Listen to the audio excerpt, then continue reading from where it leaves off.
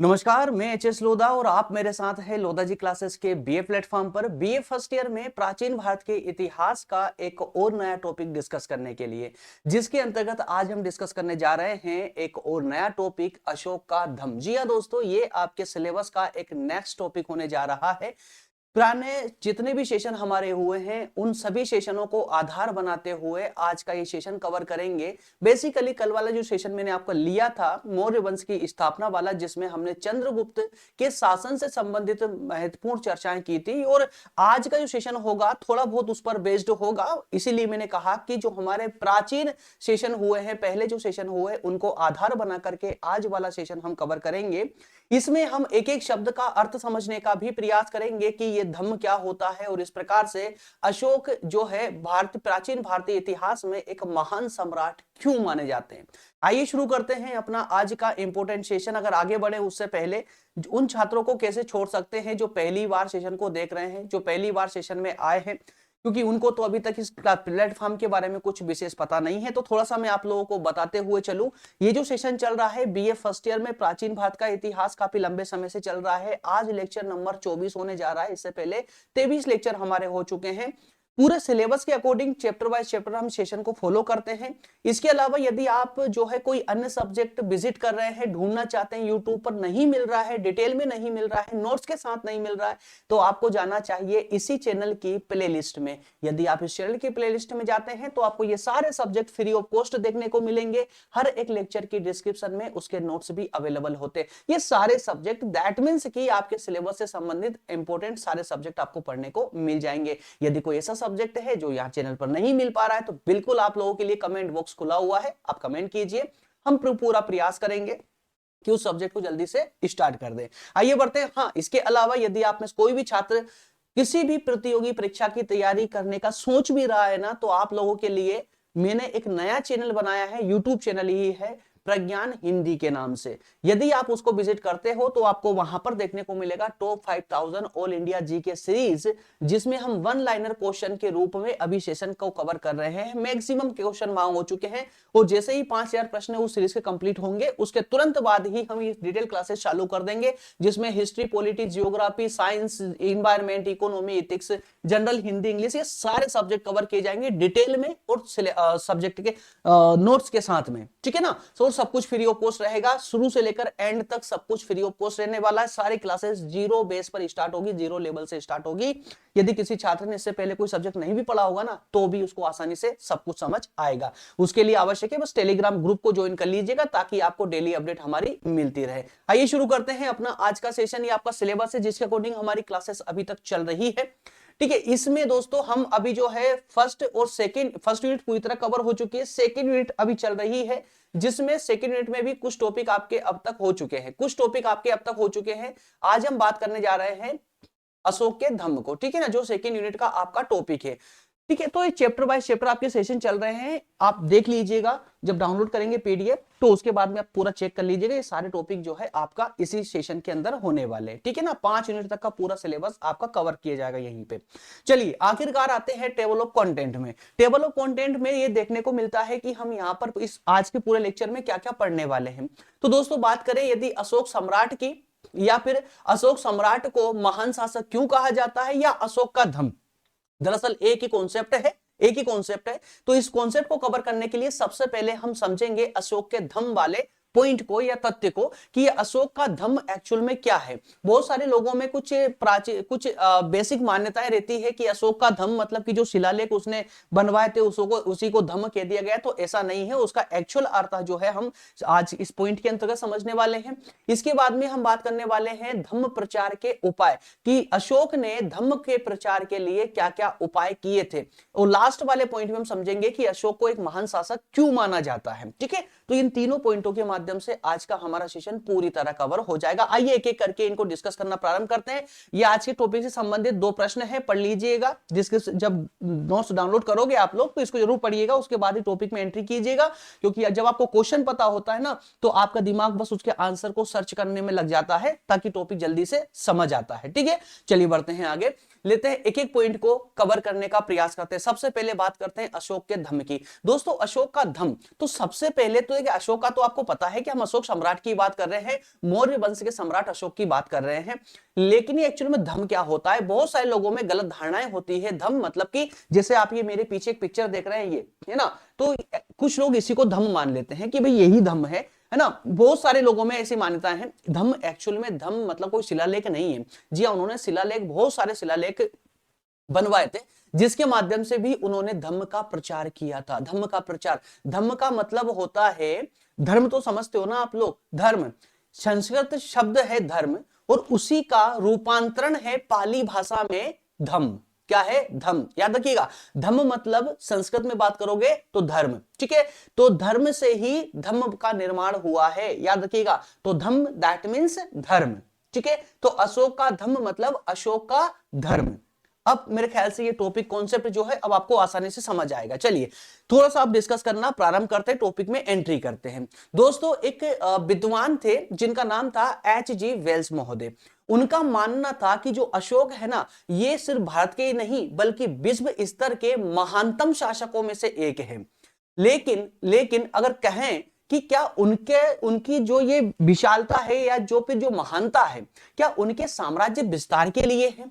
क्या उन्होंने जो अपने जीवन काल में साम्राज्य का जो अथक प्रयास करके और जो विस्तार किया है साम्राज्य का, क्या वही उनकी महानता का मेन कारण है, विशेष कारण है? तो ऐसा नहीं कह सकते, बल्कि इनकी ने साम्राज्य का विस्तार तो किया ही, सिर्फ इसके लिए ही वो प्रसिद्ध नहीं थे, बल्कि उनकी जो नैतिक महानता थी, जो उनके आदर्श थे, जो उनकी नैतिक महानता थी, जो उनके आदर्श थे, जो उनके सिद्धांत थे, उन सिद्धांतों के कारण ही ये भारत और भारतीय सीमा को लांघ करके दुनिया भर में प्रसिद्ध हुए हैं। इन्होंने अपनी महानता को पूरी दुनिया को मनवाया है। क्लियर है? तो यहां से एक कॉन्सेप्ट याद रखिएगा, H.G. वेल्स महोदय ने स्पष्ट रूप से कहा था कि ये विश्व के महानतम शासक हैं, लेकिन सिर्फ इनकी महानता उनके साम्राज्य विस्तार को लेकर ही नहीं है, या साम्राज्य विस्तार के कारण ही नहीं है, बल्कि उनकी जो नैतिक महानता थी या उनके जो सिद्धांत थे, जिन आदर्शों का पालन करते थे,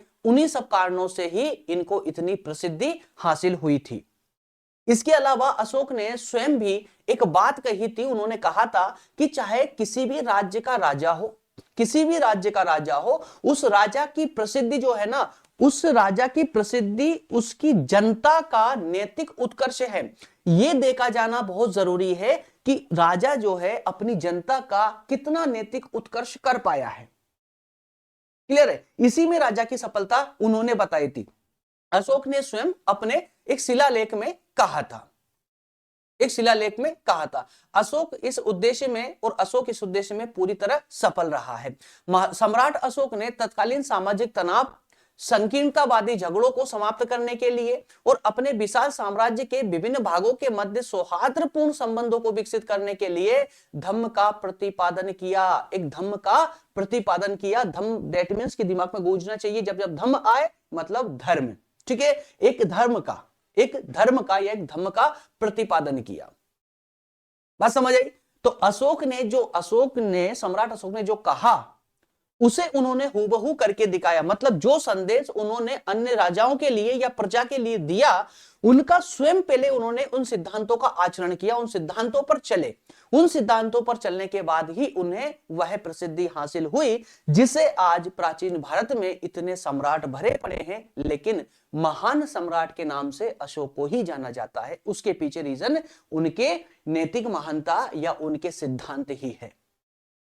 क्लियर है? तो उन्होंने सम्राट होते हुए जिस प्रकार से उन्होंने अपने राज्य का संचालन किया, जिस प्रकार से अपनी जनता पर पूरा फोकस करके उनका उत्कर्ष करने का प्रतिक्षण प्रयास किया, वही उनकी प्रसिद्धि का विशेष कारण रहा है। अगर हम बात करें धम्म की, तो क्या कितने प्रकार के धम्म हुआ करते थे, तो यदि हम उनको कैटेगराइज्ड करें तो धम्म के विशेष रूप से दो पहलू होते थे। दो पहलू, एक पहलू में बेसिकली तो देखिए धम्म में निर्देश ही दिए गए थे, तो दो पहलू जो थे उसमें एक पहले प्रकार के निर्देश में तो था कि जिनका पालन किया जाना चाहिए। एक विशेष प्रकार का जो धम्म था, जो एक पहलू था धम्म का, धम्म में एक्चुअल में उसको दो पार्ट में डिवाइड किया जाता है। एक प्रकार के जो धम्म है उसमें इस प्रकार के निर्देश थे जिनका जनता को या सभी को पालन करना चाहिए, और उनको कहा गया था व्यवहारिक रूप के धम्म। किसका कहा गया? व्यवहारिक धम्म या व्यवहारिक रूप के निर्देश। और दूसरे पहलू के जो निर्देश थे या धम्म थे जिनमें कहा गया था कि जिनका परित्याग करना चाहिए, कि प्रत्येक व्यक्ति को कौन कौन सी चीजों का परित्याग करना चाहिए, जिसे निषेधात्मक रूप कहा गया, जिन्हें धम्म का निषेधात्मक रूप कहा गया। क्लियर हुआ? तो इन्होंने मतलब सम्राट अशोक ने जिस धम्म का प्रतिपादन किया उस धम्म को दो पहलुओं में डिवाइड किया जाता है।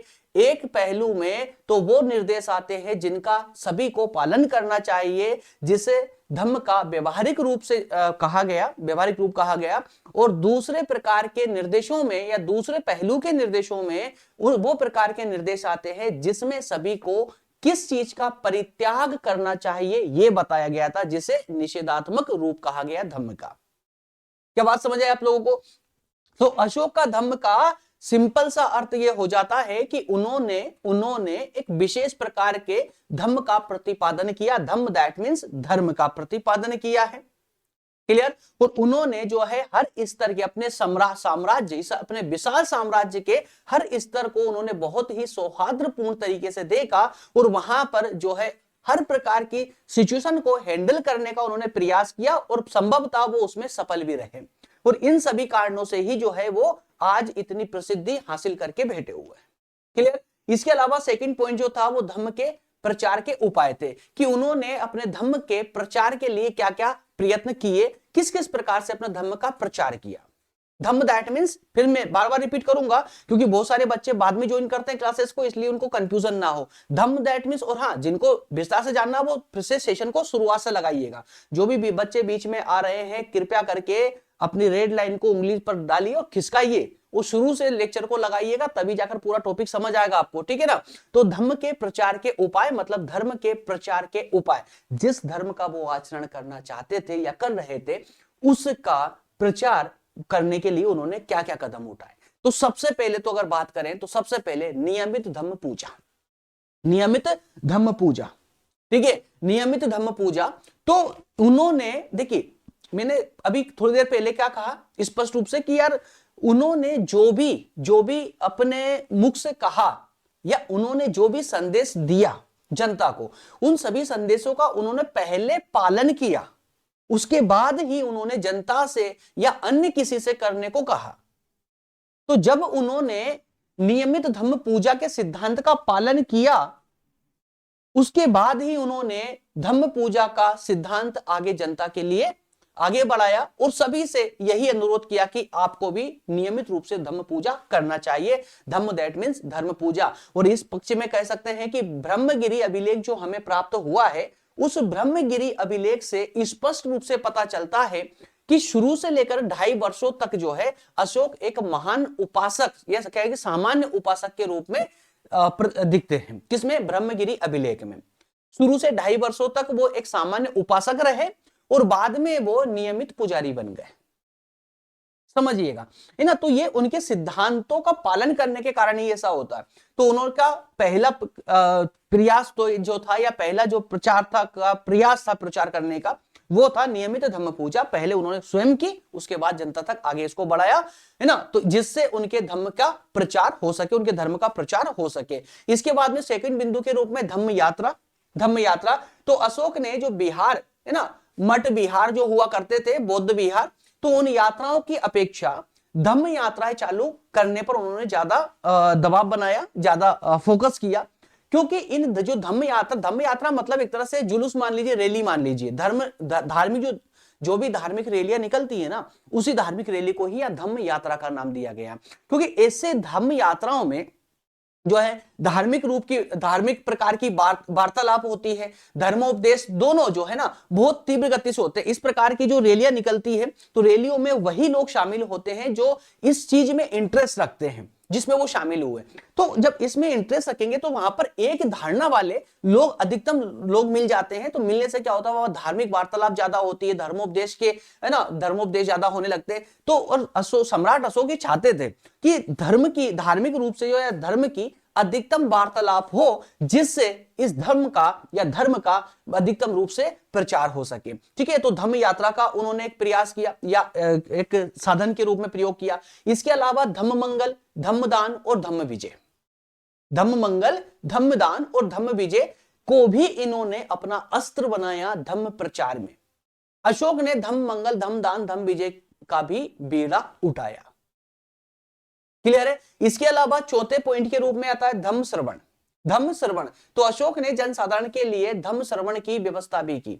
धम्म श्रवण दैट मीन्स कि जैसे प्रवचन होते हैं, है ना, प्रवचन होते हैं, भाषण होते हैं, सभाएं लगती हैं, सभाओं में बहुत सारे श्रद्धालु जो है सभा को सुनने के लिए जाते हैं। ठीक है, उसी प्रकार के श्रवण की व्यवस्था उन्होंने की। इस प्रकार की जैसे कि जो धार्मिक प्रवचन हो रहे हैं तो उन धार्मिक प्रवचनों को उन्होंने नाम दिया धम्म श्रवण। ठीक है, धर्म को सुनना, इसका अर्थ होगा धर्म को सुनना। तो अशोक ने जो है इस प्रकार की भी व्यवस्थाएं की जिससे धम्म का प्रचार तीव्र गति से हो सके। इसके अलावा जन कल्याण और मानवता के कार्य भी अशोक ने किए। तो अशोक ने मनुष्य और जानवरों के लिए औषधालय बनवाए, जानवरों का वध बंद करवाया। ये सारे धम्म प्रचार के ही उनके साधन रहे हैं। इसके अलावा निक्षति और धम्म नियम, 7वीं स्तंभ शिलालेख में अशोक ने निक्षति अर्थात आत्मनिरीक्षण और धम्म नियम द्वारा धम्म अभिवृत्ति की बात कही।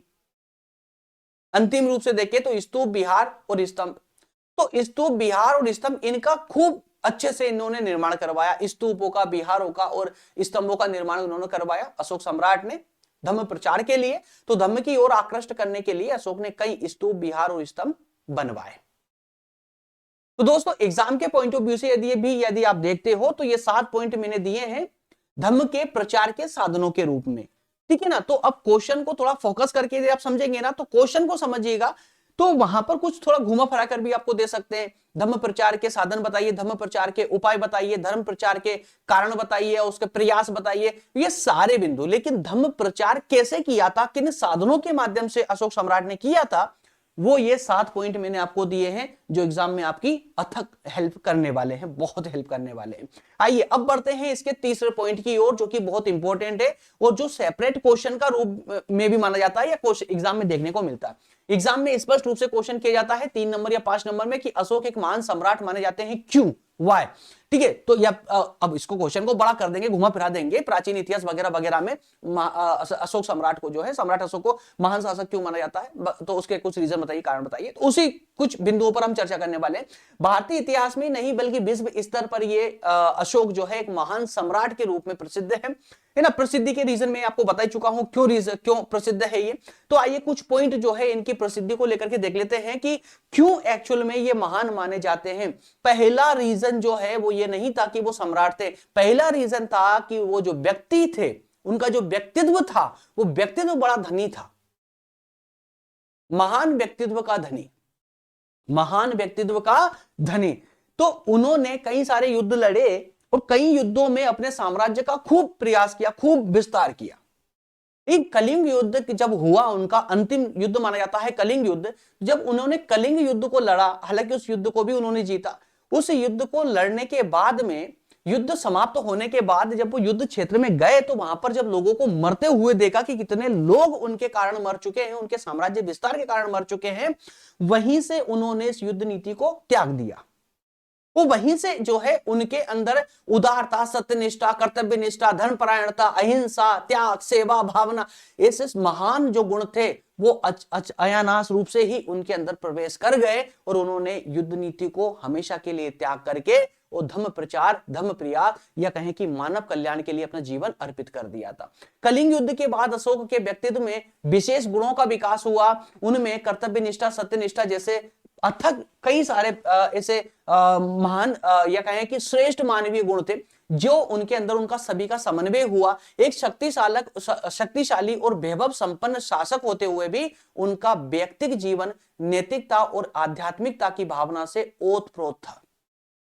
अब कहते हैं ना कि जो व्यक्ति के गुण होते हैं ना, वो बाद में भले ही प्रतिलक्षित हो, बाद में भले ही वो दिखे, लेकिन वो गुण होते प्रारंभ से ही है, होते प्रारंभ से ही है। उस पर कुछ धूल चढ़ी होती, मिट्टी चढ़ी होती, जिसको एक समय चाहिए जिनको हटाने के लिए। तो सम्राट अशोक के जीवन काल में भी कुछ ऐसा ही हुआ। जितने भी उनके गुण थे, जो श्रेष्ठ मानवीय गुण थे, वो उनके अंदर प्रारंभ से ही थे। लेकिन चूंकि युद्ध वाले साम्राज्य विस्तार की जो भावना थी, सम्राट वाली जो भावना थी, उन्होंने इन गुणों को छुपा के रखा हुआ था। लेकिन जैसे ही इन्होंने कलिंग युद्ध के नरसंहार को देखा, वो सारी धूल हट गई, वो सारा पर्दा हट गया और इनके अंदर जो श्रेष्ठ गुण थे वो निकलकर बाहर आ गए। तो इन्होंने कलिंग युद्ध के बाद उसने अपना पूरा जीवन धर्म प्रचार और लोक कल्याण के कार्यों में सौंप दिया। इसलिए सम्राट अशोक को एक महान शासक माना जाता है। संभवतः ये सारे कार्य अगर कोई ऐसा व्यक्ति करता जो संपन्न नहीं होता तो शायद इतना प्रसिद्ध नहीं होता। क्यों? क्योंकि भारतीय इतिहास में बहुत महान शासक, बहुत से महान लोग रहे हैं, बहुत से महान सी विभूतियां रही हैं, लेकिन वो इतनी प्रसिद्ध नहीं रही। जबकि हालांकि है प्रसिद्ध, लेकिन जब हम चूंकि इतिहास को पढ़ रहे हैं और सम्राटों को पढ़ रहे हैं, तो सम्राटों में प्रसिद्धि इनको क्यों प्राप्त हुई, उसके पीछे रीजन यही सब कारण है कि एक सम्राट होते हुए, और ऐसा वैसा नहीं, शक्तिशाली सम्राट होते हुए, जिन्होंने कोई युद्ध हारा ही नहीं, सारे युद्ध हमेशा जीते, शक्तिशाली सम्राट होते हुए, सब कुछ होते हुए, उनके पास किसी चीज की कोई कमी नहीं ही थी, उसके बावजूद उन्होंने नैतिकता को अपनाया, आध्यात्मिकता को अपनाया। यही उनके जो व्यक्तित्व है उसमें उसको प्रसिद्धि दिलाने में महत्वपूर्ण से सहायक रहे हैं। तो इसमें एक बिंदु आप जोड़ दीजिएगा, महान व्यक्तित्व का धनी होने के कारण ही अशोक सम्राट जो है विश्व स्तर पर इतने प्रसिद्ध रहे हैं और इसीलिए इनको महान शासक के रूप में देखा जाता है। इसके अलावा सेकंड बिंदु के रूप में यदि देखें तो एक महान विजेता, अशोक अपने युग का एक महान विजेता था। अशोक अपने युग का एक महान विजेता था। उसने कश्मीर और कलिंग की विजय प्राप्त करके अपने साम्राज्य की बहुत अच्छी खासी वृद्धि, मतलब इन्होंने युद्ध तो बहुत सारे लड़े, लेकिन कश्मीर और कलिंग का जो युद्ध था ना, वो इतिहास के विशेष युद्धों में शामिल है। इसी ठीक है, तो कश्मीर और जब कलिंग की विजय उन्होंने प्राप्त की तो उससे इनके साम्राज्य का बहुत विस्तार हुआ। उसने तक्षशिला के विद्रोह का भी दमन कर दिया और ये सब इस बात का प्रमाण है कि अशोक एक कुशल सैनिक और योग्य सेना नायक भी रहे हैं। तो बात समझिएगा, एक श्रेष्ठ व्यक्तित्व तो उनका था ही, एक महान विजेता भी रहे हैं। इसके अलावा धर्म विजेता, अशोक ने न केवल भारतीय इतिहास में अपितु विश्व इतिहास में भी युद्ध विजेता की अपेक्षा धर्म विजेता के रूप में ज्यादा ख्याति प्राप्त की है। आज विश्व में सम्राट अशोक को जो जाना जाता है ना, वहां पर युद्ध विजेता के रूप में कम बल्कि धर्म विजेता के रूप में ज्यादा जाना जाता है। कलिंग विजय के बाद उनका हृदय परिवर्तन हुआ और वो सैन्य अभियान का परित्याग करके धर्म विजय की ओर अग्रसर हो गए। इसके अलावा अन्य बिंदु के रूप में एक महान धर्म प्रचारक के रूप में भी इनको जाना जाता है। महान धर्म प्रचारक के रूप में जैसे अभी हमने देखा धम्म प्रचार, और धम्म प्रचार के लिए उन्होंने कौन कौन से साधनों का प्रयोग किया, ऐसे 7 साधन हमने देखे हैं। ठीक है, तो अशोक एक महान, बल्कि ऐसे किसी अन्य सम्राट को आप पढ़ोगे ना, तो अन्य सम्राट ने धर्म के लिए इतना कभी कुछ नहीं किया जितना अशोक सम्राट ने किया है। तो अशोक एक महान धर्म प्रचारक रहे हैं। उसने धर्म का प्रचार प्रसार न केवल भारत में अपितु विदेशों में भी किया और सफलता भी प्राप्त की है। और अंतिम रूप से एक अन्य बिंदु देखें तो उदार सहिष्णु और धर्मप्रिय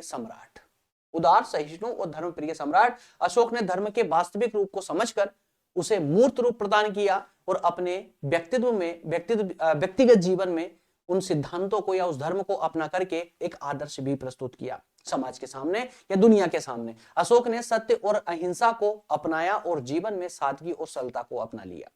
अन्य धर्मों के प्रति उदारता का भाव, सहिष्णुता का भाव या उदारता और सहिष्णुता की नीति का भी उन्होंने अनुसरण किया।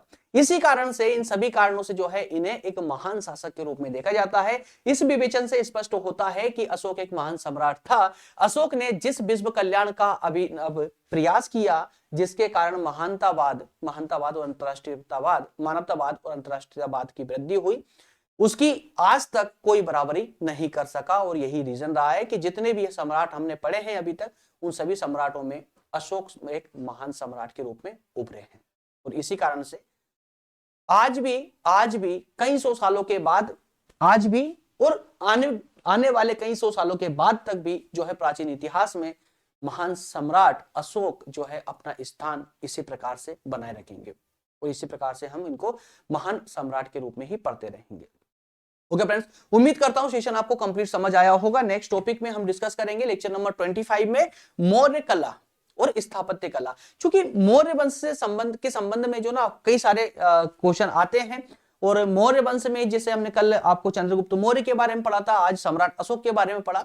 कल हम बात करेंगे मौर्य वंश में कला और स्थापत्य कला का क्या महत्व रहा है, इनको क्या स्थान प्राप्त था। क्लियर है?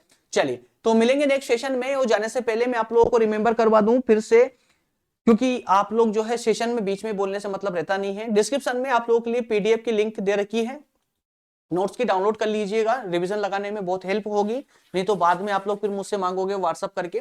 इसके अलावा कोई तकलीफ है, कोई समस्या है, कोई एडवाइस देना चाहते हैं, कोई चैनल में कोई लेक्चर में किसी प्रकार की कोई त्रुटि नजर आ रही हो आपकी, या आपका कुछ अंदर से ना दिल कर रहा हो कि यार सर थोड़ा सा एडवाइस देना चाहते हैं हम भी, तो बिल्कुल आप जो है एडवाइस दीजिएगा, बिल्कुल वेलकम है। आपका कमेंट बॉक्स खुला है आप लोगों के लिए, है ना। मैं भी आपके कमेंट की हमेशा इंतजार करता हूं, कमेंट का, और मैं भी चाहता हूं कि आप लोग मुझे एडवाइस करें, क्योंकि एक अकेला व्यक्ति बहुत सारी कमियों को नहीं देख सकता। जैसे जैसे कमियां नजर आती है मैं उसको रिमूव करते हुए चलता हूं, लेकिन फिर भी थोड़ा सा आप भी मुझे सलाह दिया करें, एडवाइस दिया करें कि सर थोड़ा सा जो सेशन आपका चल रहा है थोड़ा सा इस प्रकार से मूव कर देंगे तो और ज्यादा बेहतर होगा। क्योंकि यार देखिए ना, मेरा काम है पढ़ाना, मैं पढ़ाकर निकल जाऊंगा, मैं प्रयास करूंगा कि मैं आप लोगों के अंदर तक पहुंच पाऊं, लेकिन कैसे? तो अगर कहीं ना कहीं कोई त्रुटि छूट रही हो ना, तो कृपया करके मुझे बताएं, सजेस्ट करें, मैं सुधार हमेशा, है ना, याद रखिएगा। क्योंकि स्वीकारोक्ति का साहस जो है ना मेरे अंदर है, कोई गलती होती तुरंत मान लेता हूं, और सुधार करने की निष्ठा,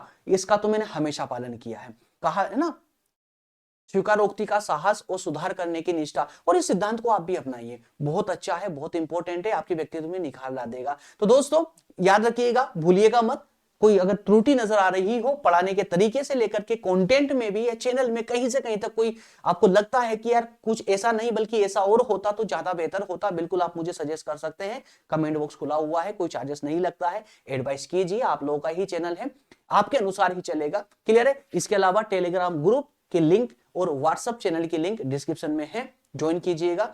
नए पहली बार सेशन को देख रहे हो, पहली बार आए हो ना, तो सब्सक्राइब कर दीजिएगा। सेशन अच्छा लगा हो, अगर सब कुछ ठीक ठाक लग रहा हो आप लोगों को, तो सेशन को लाइक भी कर दीजिएगा। मिलेंगे अगले सेशन में, बहुत बहुत धन्यवाद, थैंक यू सो मच।